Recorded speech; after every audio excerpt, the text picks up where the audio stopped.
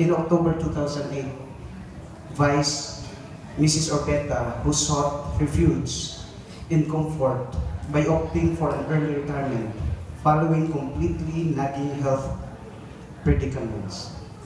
Having that desire to enhance business operations, she supplemented and harmonized board's dreams and visions that blossomed into realities. Time after time, we are savoring the aroma of success. We have the food shop and catering business that is now enjoying profits by leaps and bounds, and the BCC Caltex that is now picking up and ready to fuel our directions.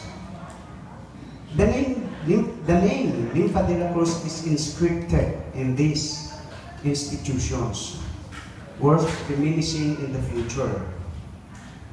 Mrs. Lympha completed a stretch of 24.5 years of uninterrupted service.